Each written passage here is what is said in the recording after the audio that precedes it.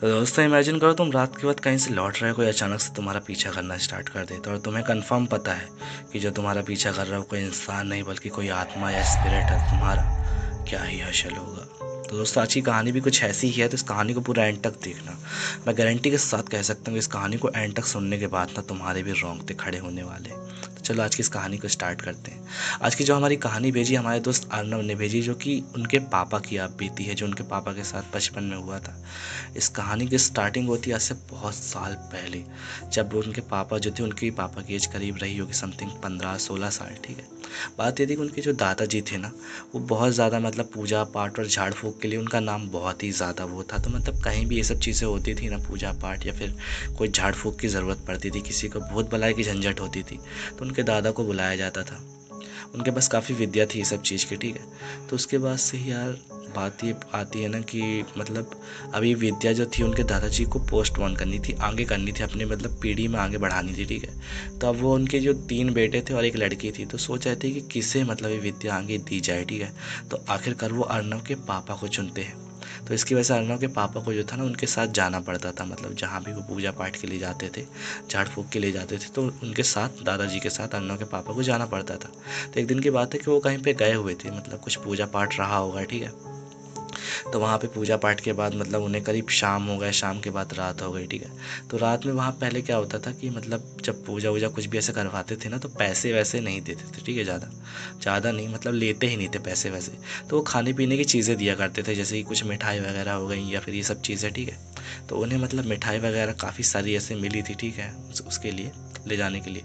तो आखिरकार अर्नव के जो दादाजी थे ना, अर्नव के पापा को क्या बोलते हैं कि जो मिठाई वाली चीज़ है ना, इसे अपन ऐसे लेके नहीं जा सकते रात के वक्त। ठीक है। अपन लोग को दिक्कत हो जाएगी।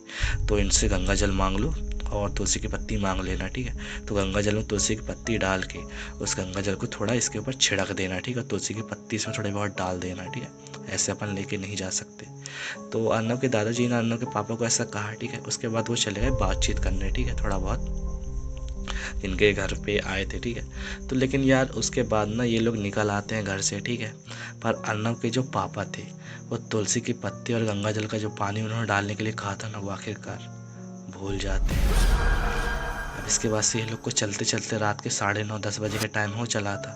अब आखिरकार ये लोग एक जंगल के रास्ते से लौट रहे थे। ठीक है। उस टाइम पे ज़्यादा मतलब ऐसे लाइट वगैरह नहीं हुआ करती थी, मतलब अंधेरा रहा था। ठीक है। तो चांद की रोशनी थी उस टाइम पे। ठीक है। पूर्णिमा का टाइम चल रहा था, तो चांद की रोशनी थी। ठीक है। तो वहाँ से लौटते वक्त ना इन्हें एक आदमी पड़ा हुआ दिखाई देता है, जो कि इन्हें लगा यार कोई शराब पी के पड़ा होगा। ठीक है। बेहोश टाइप। तो उसे देखते हैं बट इग्नोर करके ऐसे आगे बढ़ जाते हैं। ठीक है।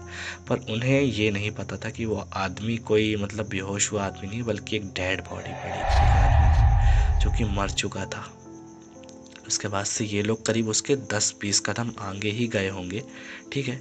कि उसके बाद ना ये मतलब चलते चलते क्या देखते हैं, मतलब अर्ना के पापा, कि वो जो आदमी जहाँ पे पड़ा था ना, वहाँ से कोई मतलब उठा है, मतलब एक परछाई टाइप कोई उठी है और इनके पीछे पीछे चलने लगी है। अब यार अर्नव के जो मतलब पापा जी थे ना, उन्हें समझ में आ गया था कि यार ये कोई नेगेटिव एनर्जी या फिर कोई स्पिरिट है जो हमारे पीछे पड़ गई है। ठीक है। और उन्हें वो गलती भी याद आई थी जो उनके दादा ने, मतलब अर्नव के दादा ने अर्नव के पापा को समझाई थी कि जो भी मिठाई विठाई ये सब चीज़ें अपन लेके जा रहे हैं रात में ऐसे नहीं ले आ सकते, गंगा जल और तुलसी वाला पानी इस पर छिड़कना पड़ेगा, वो भूल गए हैं। अब उन्हें अपनी गलती का एहसास हो रहा था कि अब उनके साथ कुछ तो होने वाला है। ठीक है। पर उन्हें अपने दादाजी पे भरोसा था और तो उन्हें डर लगने लगा थोड़ा थोड़ा। तो अर्नव के जो पापा थे ना, वो हनुमान चालीसा पढ़ना स्टार्ट कर देते हैं, हनुमान चालीसा। ठीक है। रिपीट कर रहे हैं। अब जो अर्नव के दादाजी थे, उन्हें भी कहीं ना कहीं इस बात का एहसास हो गया था कि जो पीछे हमारे चल रहा है ना, वो कोई इंसान नहीं, कोई आत्मा या फिर स्पिरिट है।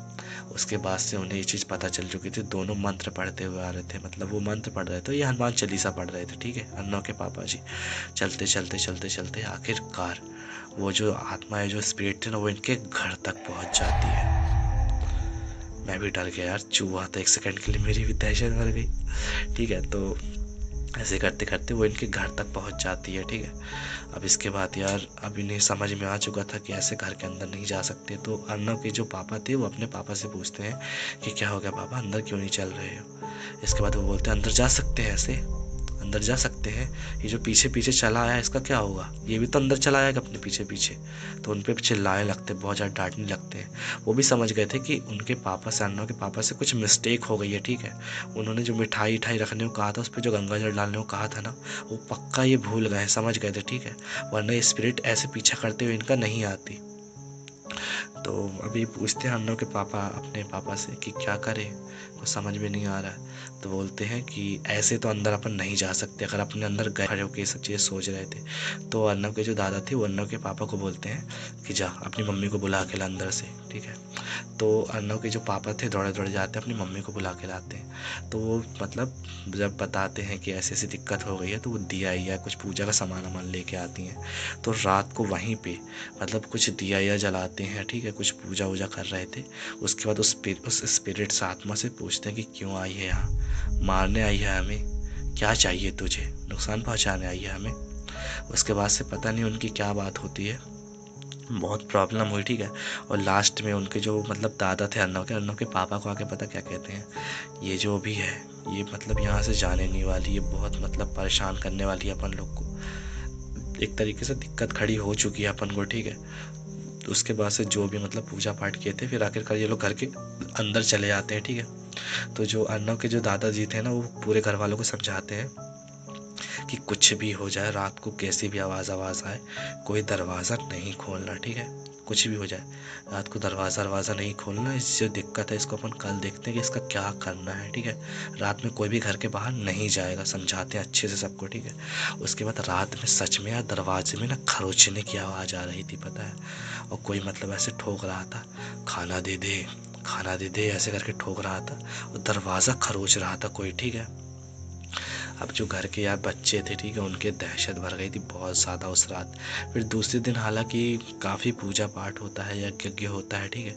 उसके बाद जैसे तैसे करके उस स्पिरिट या फिर उस आत्मा से इन लोगों को छुटकारा मिलता है। पर यार वो रात इनकी कितनी मुश्किल से कटी थी ना, यही लोग जानते हैं। तो स्टोरी अच्छी लगी तो लाइक करके चैनल को सब्सक्राइब कर लेना, क्योंकि डेली ऐसी स्टोरी आती है। तो कमेंट करके बताना स्टोरी कैसी लगी। मिलते हैं नेक्स्ट स्टोरी में, तब तक के लिए टाटा बाय बाय, जय श्री राम।